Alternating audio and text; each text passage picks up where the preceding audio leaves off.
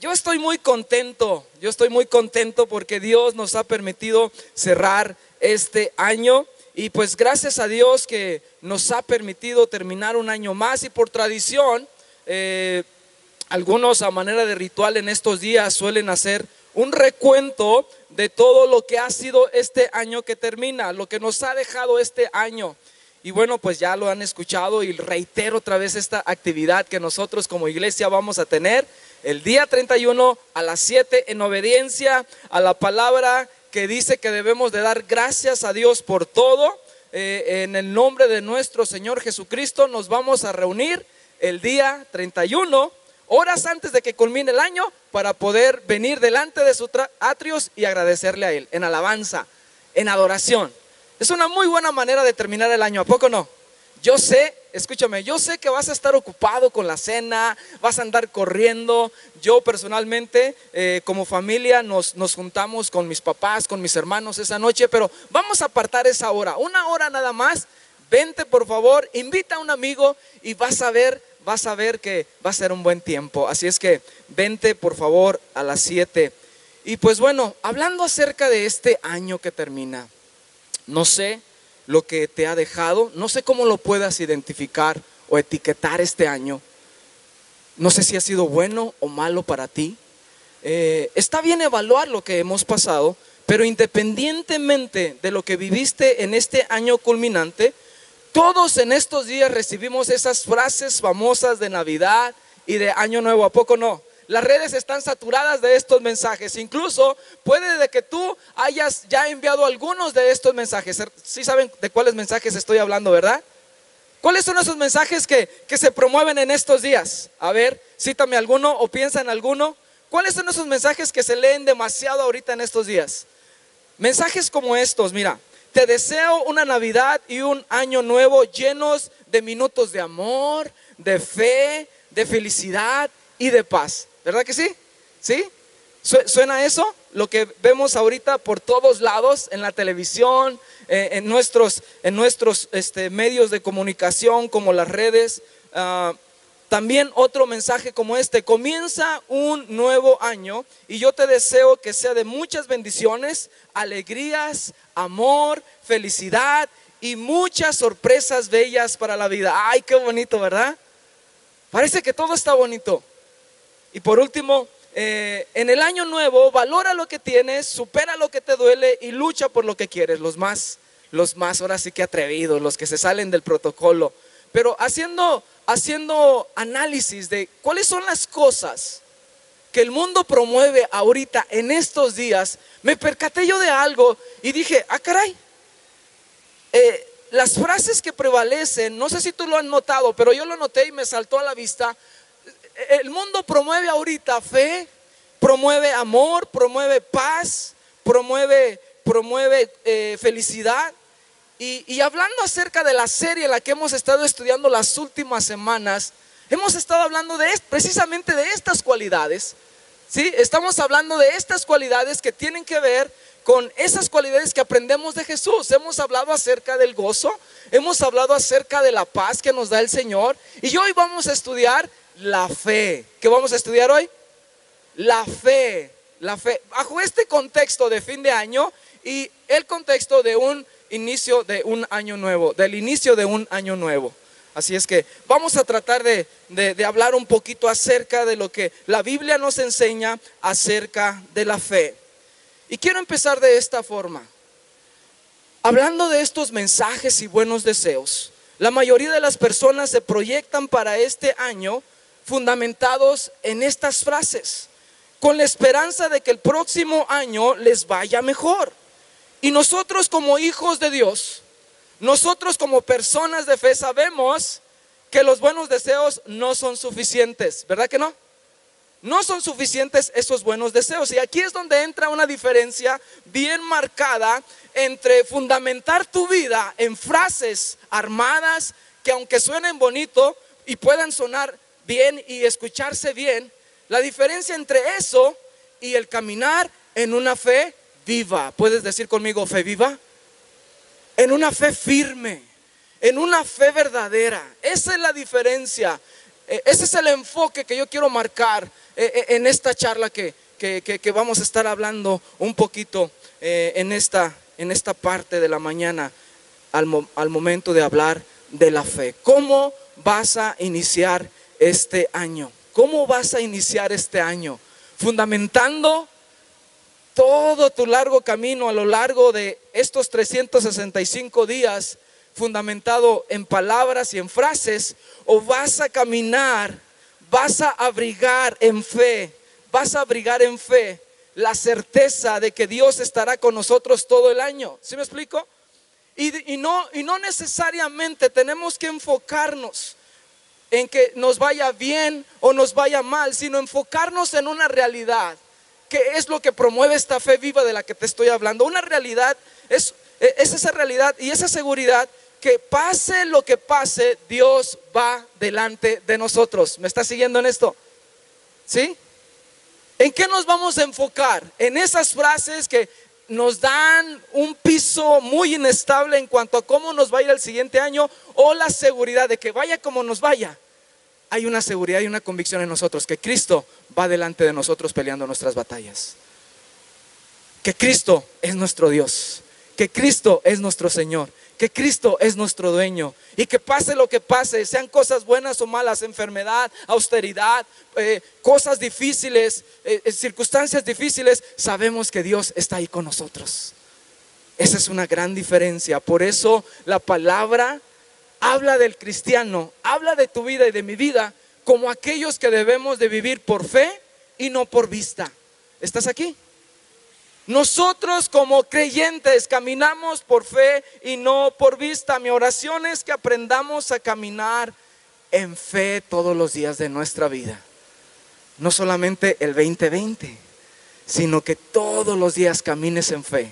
Varón, joven, adolescente, camina en fe todos los días, porque ese es el llamado que promueve esta fe viva. Segunda de Corintios 4:18 dice: no mirando nosotros las cosas que se ven, sino las que no se ven. Pues las cosas que se ven son temporales, pero las que no se ven son eternas. Que Dios desarrolle en nosotros, a través de esta fe viva, una óptica que pueda mirar las cosas eternas, las cosas celestiales, aquellas que no se ven, en todo el año. ¿Sí me explico? ¿Cuántos me están siguiendo? Que podamos desarrollar una óptica que nos ayude a ver aquellas cosas que son eternas, que no se ven a un ojo humano. No adoptamos estas frases, iglesia, de temporada como fórmulas mágicas, ni nos dejamos llevar por estas supersticiones que giran alrededor de Año Nuevo. Y la verdad que es sorprendente cuántas cosas hacen las personas por asegurar el año venidero en diferentes áreas de la vida. Por ejemplo, yo no sé si tú te acuerdas de esto.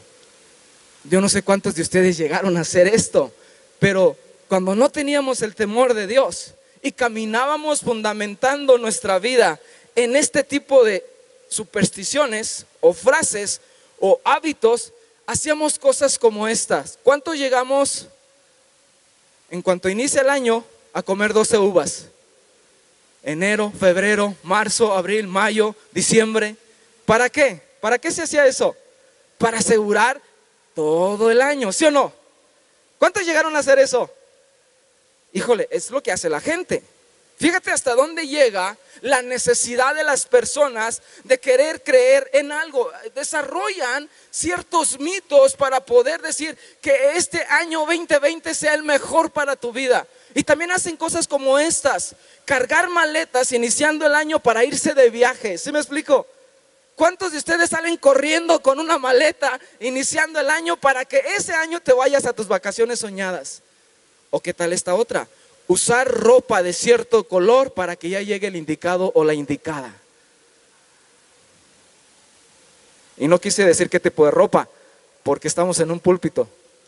Pero ¿cuántas cosas hace la gente?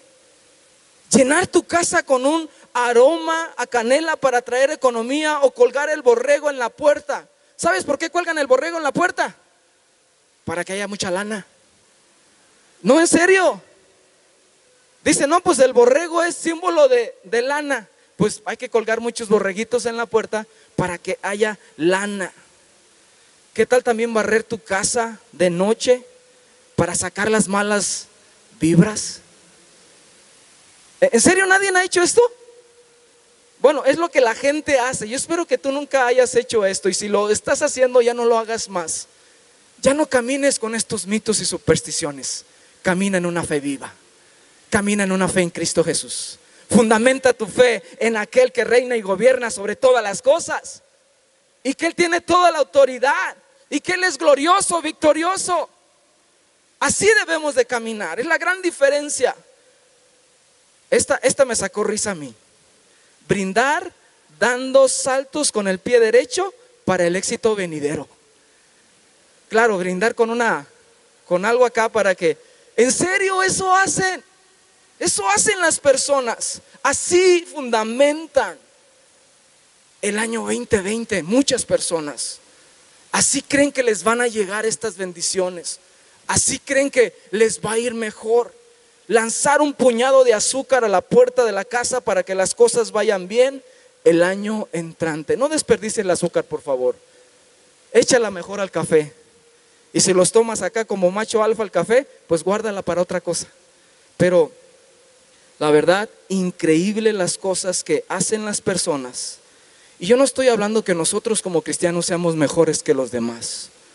Escúchame, te estoy hablando de la diferencia marcada entre vivir en una fe fundamentada en lo que Cristo ha hecho, en lo que Dios ha hablado, y caminar con lo que muchas personas promueven y creen que es la fórmula para que te vaya mejor en tu vida. Es una diferencia abismal. Y bueno, pues, ¿sabes? Esa fue nuestra antigua forma de vivir.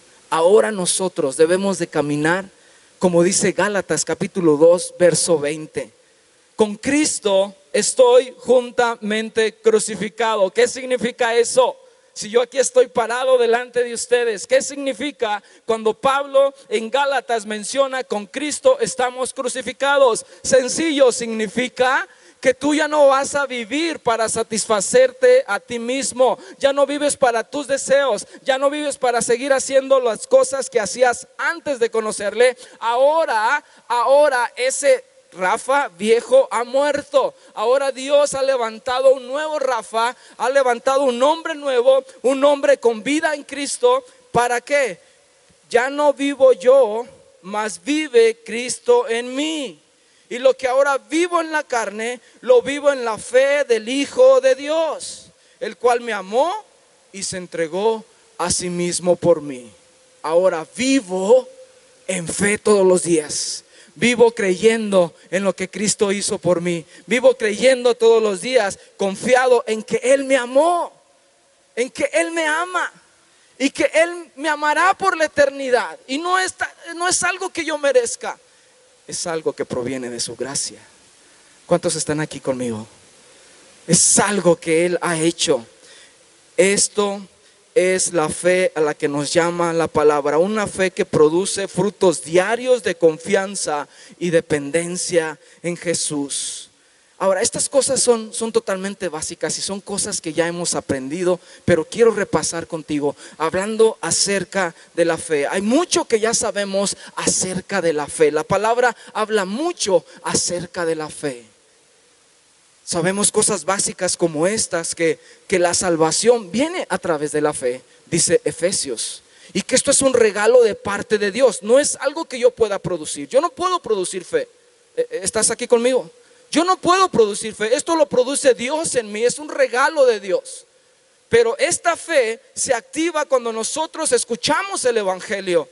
La palabra dice aquí en Romanos capítulo 10, verso 17, que la fe es por el oír y el oír la palabra de Dios. Cuando escuchamos el evangelio, cuando nos es revelada la obra de Cristo y su victoria sobre la cruz, ahí se activa la fe. Cuando yo le creo al Señor, cuando me explican y me enseñan y me muestran en la palabra de que yo estaba perdido, pero Cristo pagó el precio, ahí se activa la fe. Y eso es algo que Dios produce en nosotros junto con un arrepentimiento genuino.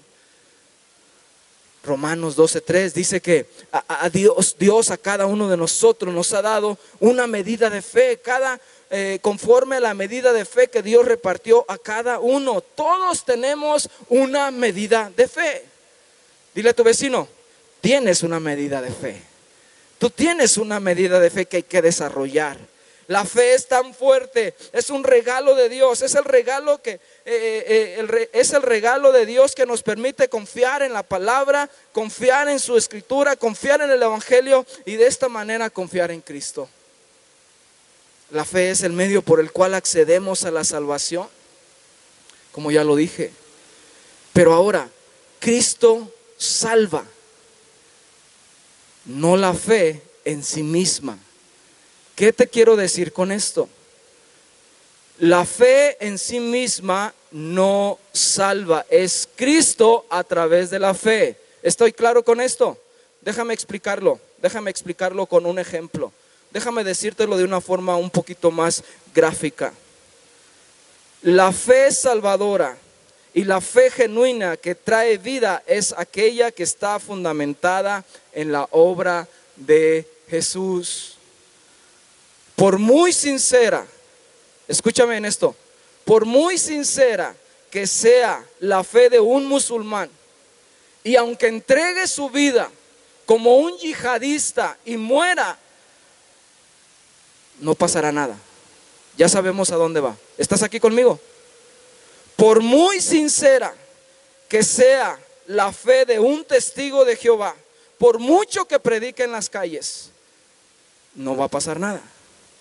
Su destino es el mismo que el del musulmán. ¿Estás aquí conmigo?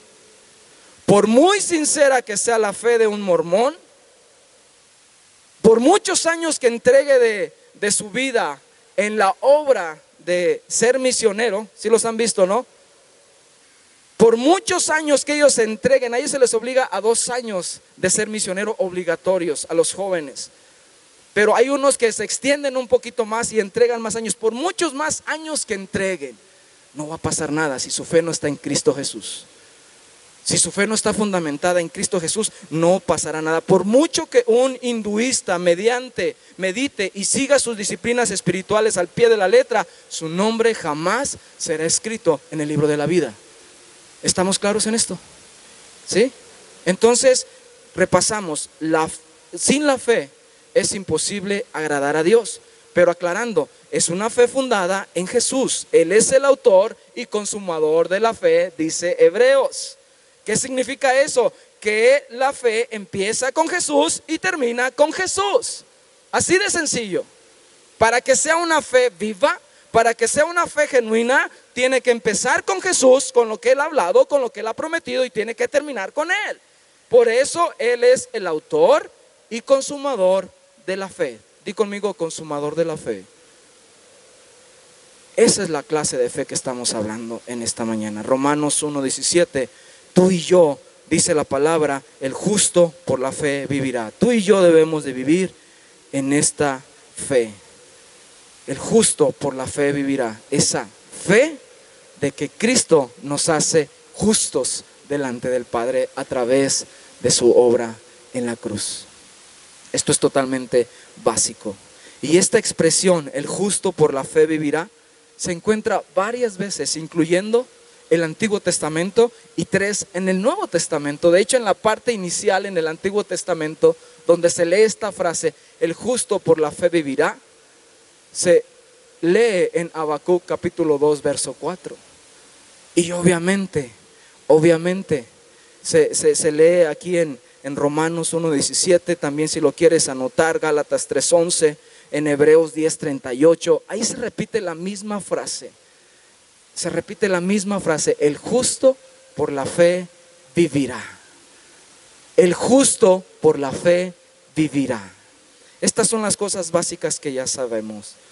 Pero sabes, déjame entrar al primer punto hablando acerca de esta misma fe. La fe que anhelamos. La fe que anhelamos.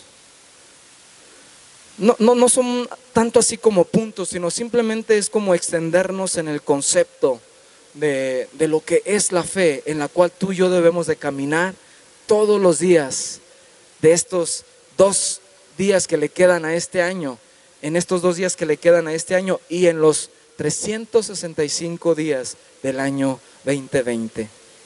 Hebreos 11:1, la fe que anhelamos, la describe aquí el autor a la carta a los Hebreos o la epístola a los Hebreos, capítulo 11, verso 1. Y todos yo creo que sabemos este texto, y si no lo sabes, puedes leerlo conmigo en voz alta a la cuenta de 3. 1, 2, 3. Es pues la fe, la certeza de lo que se espera, la convicción de lo que no se ve. Una vez más, es pues la fe, la certeza de lo que se espera, la convicción de lo que no se ve. Eso es la fe. El creer aquello que no vemos y esperar aquello que no tenemos. ¿Sí? Es la certeza de lo que nos espera, la convicción de lo que no se ve. Esa es la fe que promueve la palabra, aquella que espera. Y déjame definirte esta palabra que en griego es la palabra pistis. Esta palabra aparece en el Nuevo Testamento. ¿Sabes cuántas veces? Escucha la importancia de esta palabra y la abundancia con la que la encontramos en el Nuevo Testamento. 239 veces en el Nuevo Testamento. Y es la palabra pistis. Y esta palabra pistis significa una confianza absoluta en Dios y su palabra. Otra vez lo voy a repetir, si lo quieres anotar la definición que es fe: una confianza absoluta en Dios y su palabra, así como una entrega de todo el ser a ese Dios en quien se cree y se confía. Una vez más, una confianza absoluta en Dios y su palabra, así como una entrega de todo el ser a ese Dios en quien se cree y se confía. Es tan importante esta palabra de fe que en el Nuevo Testamento a todos los servidores de Dios se les llamó creyentes. Todos los que llegaron a la fe se les llamó creyentes, derivados de la palabra pistis, que al creyente se le acredita este término, pisteo. Tú y yo somos pisteos. ¿Somos qué? Creyentes. Es tanta la abundancia y la fuerza que agarró la palabra fe que somos pisteos. Tú eres un pisteo, yo soy un pisteo. Somos creyentes. Hemos creído en esta fe. Hemos creído en esta fe. ¿Cuántos queremos caminar en una fe genuina para el año 2020? ¿Sí? Yo quiero que el Señor desarrolle mi fe. Yo quiero que el Señor me dé más fe. Yo quiero caminar en esta fe genuina. ¿Sabes? La fe es que debemos de confiar en lo que no es visible. Es confiar en lo que no se ha recibido aún. Es actuar con esa seguridad, en esa seguridad de eso que se espera. Es caminar en obediencia, seguros, como si viéramos lo invisible. Eso es caminar en una fe. En la palabra, en este mismo capítulo de Hebreos 11, tenemos el testimonio de muchos hombres y mujeres que caminaron en base a esta fe. De hecho, el libro de Hebreos, de una forma coloquial, se le conoce como el Salón de la Fama o los héroes de la fe. Y vas a escuchar de un Noé, vamos a escuchar o vamos a leer, o leemos más bien, de un Abel, leemos acerca de un Abraham, leemos acerca de José, leemos acerca de todos los patriarcas y leemos acerca de todos esos hombres que caminaron en base a esta fe. en base a esta fe. Y el testimonio de ellos está narrado de manera muy sintetizada de cómo Dios les llevó a caminar en esta fe viva y las cosas que ellos hicieron. Y aprendemos de esta fe verdadera en este capítulo 11. Pero sabes, todos estos personajes del Antiguo Testamento no tuvieron más que solo las promesas de Dios, en las cuales por medio de la fe confiaron, sin ninguna evidencia visible de que la promesa mesiánica vendría, la promesa del reino se volvería realidad. Ejercieron fe en algo futuro, pero no lo recibieron. ¿Sí? Abraham creyó a Dios que a través de él serían benditas todas las naciones de la tierra, que a través de su descendencia, y vio a Isaac, pero no vio el cumplimiento de esa profecía, no vio el cumplimiento mesiánico donde Jesucristo viene a través de su linaje. Por eso aquí en el libro de Hebreos capítulo 11 verso 13 dice: conforme a la fe murieron todos estos sin haber recibido lo prometido, sino mirándolo de lejos y creyéndolo, y saludándolo y confesando que eran extranjeros y peregrinos sobre la tierra. Verso 39 del capítulo 11: alcanzaron buen testimonio mediante la fe, pero no recibieron lo prometido. Eso es fe. ¿Sí me está siguiendo? El confiar y caminar tu vida en obediencia, creyendo que eso que no ves, que eso que esperas es real y es verdadero. Eso es fe, acorde a la palabra. Y déjame darte ejemplos gráficos. Noé, aquí se dice que Noé, en el verso 7, Noé construyó un arca. ¿Para qué, iglesia?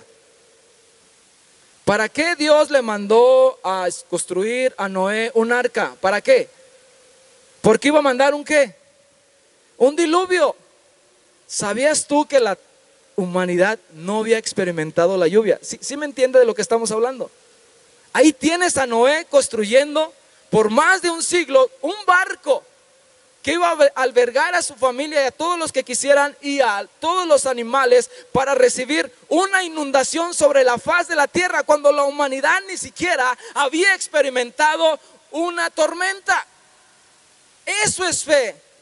Ponerte a hacer algo, una fe que obedece, una fe que actúa creyéndole a que aquel que te lo está mandando sabe y es fiel para cumplir lo que te está demandando hacer o te está mandando a cumplir. Noé, imagínense, clavo a clavo, escuchando la burla de los demás. ¿Qué haces, Noé? Ya mero terminas, Noé. ¿Qué va a pasar contigo, Noé? Y por si fuera poco, él se sube al arca y no llueve. Tarda una semana en llover. Imagínate cómo estaba Noé dentro del arca. ¿Estaré loco? ¿Será verdad? ¿Escuché bien? Ya está el arca, he trabajado tanto, pero Señor, ya está terminada. Ya estamos todos aquí adentro. ¿Qué pasa? ¿Qué pasa, Señor? ¿Por qué no respondes? Esta es la fe de la que estamos hablando. Que puedes hacer un arca cuando el Señor te lo ha mandado para salvar a la humanidad a través del juicio que Él iba a traer de este diluvio, aunque ellos nunca hayan conocido la lluvia. Esa es la fe que nos demanda la Biblia. ¿Qué me dices tú de un Abraham llamado a salir a una tierra, recibirla por herencia cuando ni siquiera tenía esa descendencia? Cuando llega esta descendencia, Dios le pide que le entregue esa descendencia, que le entregue a Isaac. ¿Y sabes qué fue? Me encanta lo que dice aquí Hebreos 11:19 acerca de Abraham. O sea, tardó mucho tiempo, 25 años, en que se cumpliera esta promesa de ver a su linaje, de ver a su sangre, de ver a su heredero. Y cuando este muchacho va creciendo, Dios le dice: entrégamelo, me lo tienes que entregar. ¿Y sabes cuál fue el razonamiento de Abraham? ¿Sabes qué es lo que hubo en su corazón? Bueno, el Señor cumplió. El Señor cumplió y me dio este hijo en mi vejez. Y fue un milagro, y confío en que Él hizo algo sobrenatural. Y sé que Él gobierna sobre mi vida y mi vida depende de Él. Mi vida está en Él. El verso 19 dice lo siguiente de Hebreos 11: Fíjate el razonamiento de Abraham, pensando que Dios es poderoso para levantar aún de entre los muertos, de donde en sentido figurado también le volvió a recibir. Si nota la fe de Abraham, por eso es el padre de la fe, porque él dijo: le voy a entregar a mi hijo. Ya sabemos qué fue lo que pasó. Dios no iba a tomar la vida de Isaac, pero sí probó el corazón de Abraham y su fe fue probada. Pero el razonamiento de Abraham, y es la fe que Dios quiere producir en nosotros, y es lo que nos enseña Dios a través de su ejemplo en esta mañana, es que Abraham dijo: bueno, si Dios me lo dio como un milagro, Él también puede hacer otro milagro al levantarlo de los muertos. ¿Estás aquí? Dios lo puede levantar de los muertos también. Él ya cumplió una vez y lo puede volver a hacer. Esa es la fe que necesitamos tener. Esa es la fe que la palabra demanda de nosotros. Esa es la fe que Cristo desea que promovamos en nuestras vidas, que le creamos a Él, de que Él puede resucitar a un muerto. ¿Y sabes por qué creemos eso? Porque el mismo poder que resucitó a Cristo es el que habita en nosotros ahora. ¿Alguien dice amén a esto? Esto no es ciencia ficción, iglesia. Esto no son cuentos bonitos de la Biblia. Esto no son enseñanzas que te conmueven el corazón. No. Son enseñanzas de vida, experiencias de hombres como tú y como yo, que afirmaron sus pies en esta fe firme. Eso es lo que debemos de caminar tú y yo cada día de este año, en el 2020. Una fe que es testimonio a los demás, que vemos lo que nadie ve, que esperamos con certeza eso que es invisible, eso que nadie puede palpar. Nosotros lo experimentamos a través del Espíritu, que el Señor va a cumplir, que el Señor es fiel, que el Señor está ahí. Números 23:19. Dios no es hombre para que mienta, ni hijo de hombre para que se arrepienta. Él dijo y no hará, habló y no lo ejecutará. Mantengamos firme sin fluctuar la profesión de nuestra esperanza, porque fiel es el que prometió. ¿Cómo es el que prometió? Fiel. ¿Cómo es? Es fiel. Él es fiel. Mira, iglesia, hermanos, amigos, yo sé que las circunstancias nos ahogan. Yo sé que la tormenta nos azota. Yo sé que la tristeza, la ansiedad, los problemas están presentes. No somos apáticos ni insensibles. Y yo no te quiero promover algo inalcanzable. Para nada es eso lo que estamos hablando. Lo que yo te estoy diciendo en esta mañana es que el Señor cumple lo que habla, y que en base a esa fe debemos de caminar todos los días de nuestra vida. Por muy difícil que sea el diagnóstico, por muy difícil que sea ese diagnóstico clínico, por muy grande que sea la deuda, si caminas en obediencia, si honras al Señor, si le entregas tus cargas, si le entregas eso que está en tu corazón y caminas en obediencia, el Señor obrará. Por muy difícil que sea para ti cambiar esa actitud, el carácter, el Señor la puede cambiar. Él es el único que puede. Él es el único que puede. No seamos como esta mujer.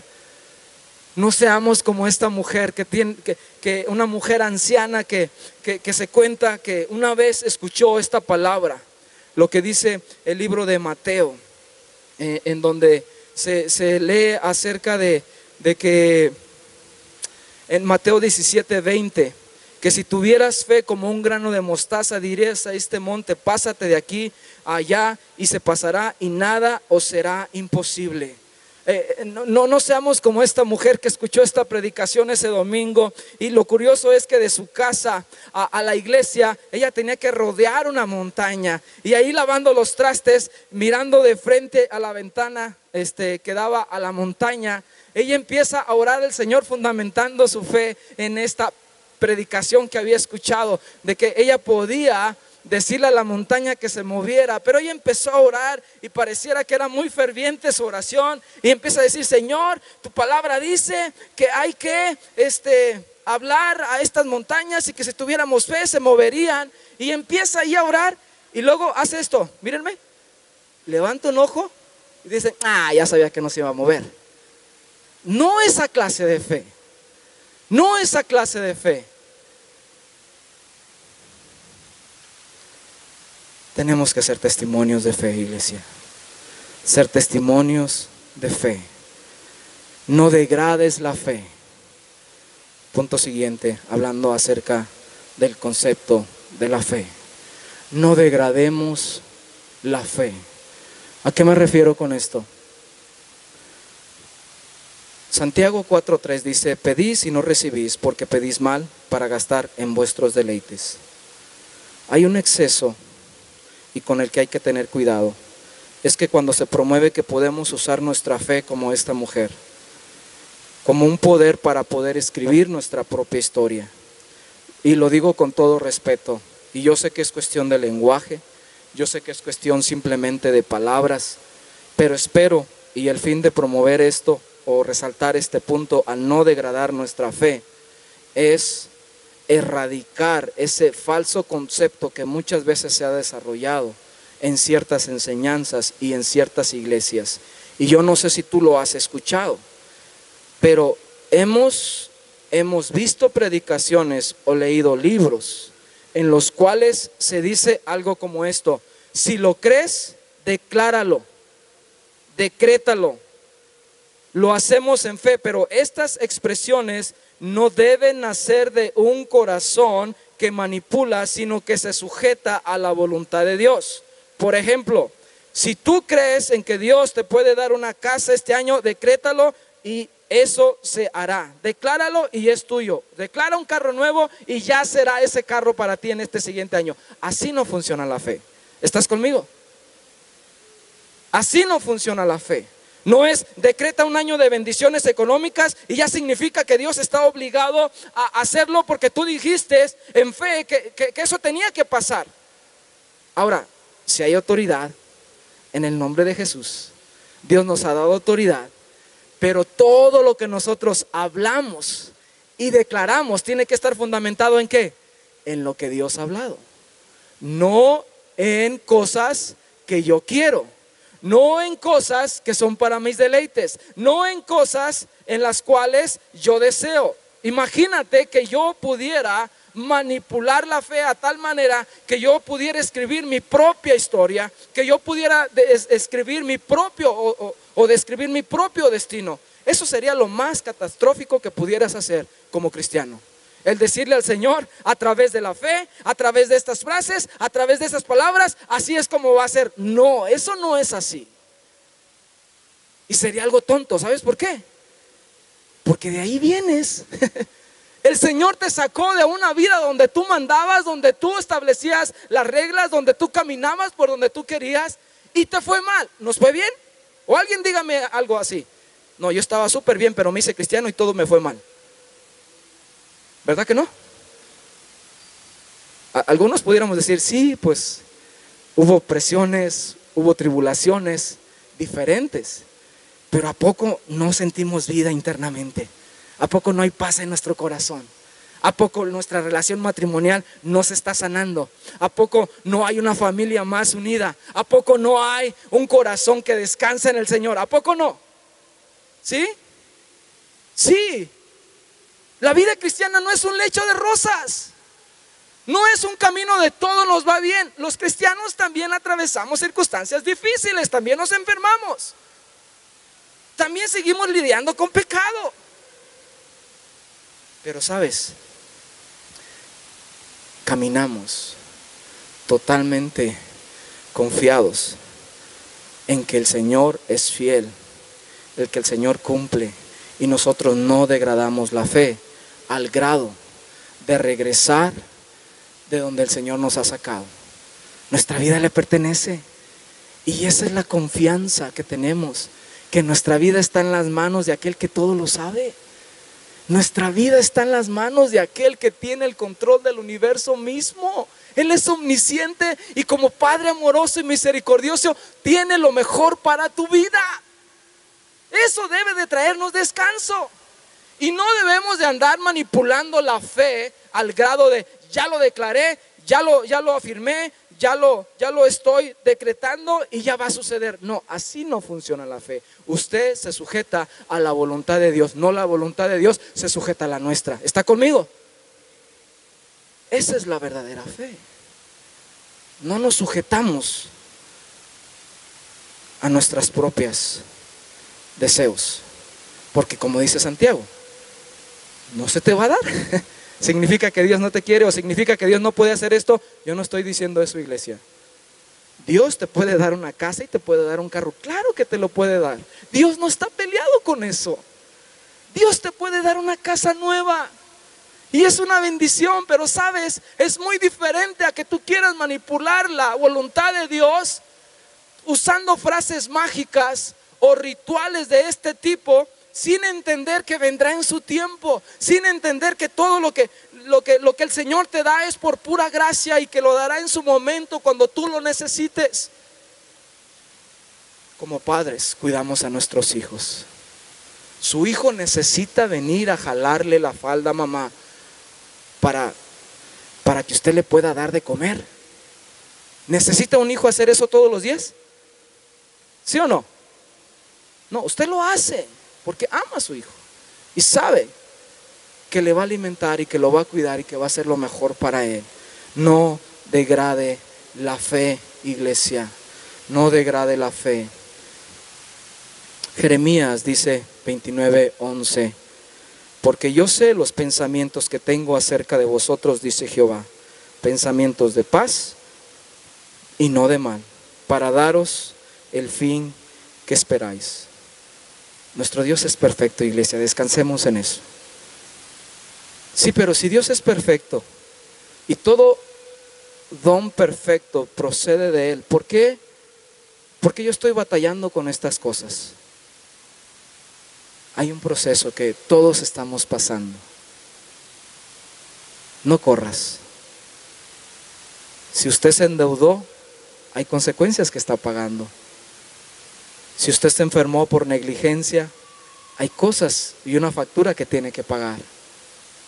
Si usted no cuidó su matrimonio, hay una consecuencia que pagar. Pero no significa que Dios no le ame. Dios le ama. Dios está con usted. Una fe que obedece y vence. Primera de Juan, capítulo 5.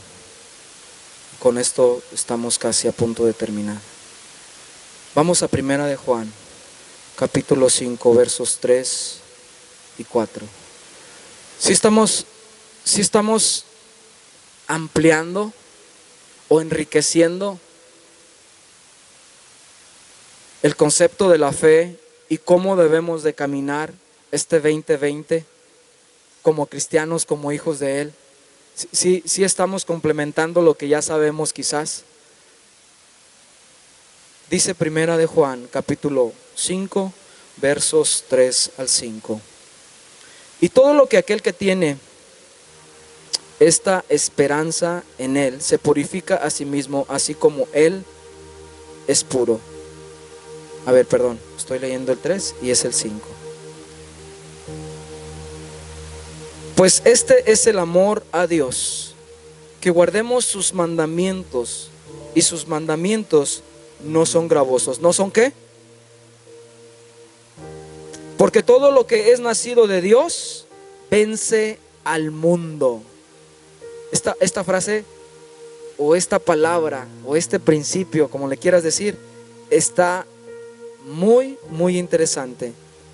Porque todo lo que es nacido de Dios vence al mundo. Di conmigo, vence al mundo. Y esta es la victoria que ha vencido al mundo. ¿Nuestra qué? Nuestra fe. ¿Quién es el que vence al mundo sino el que cree que Jesús es el Hijo de Dios? ¿Cuántos creen esto? Tú puedes vencer sobre aquello que no podías vencer cuando caminamos en esta fe, en que Jesús es Dios, en que Jesús salva, en que Jesús perdona, en que Jesús es Rey y Señor soberano.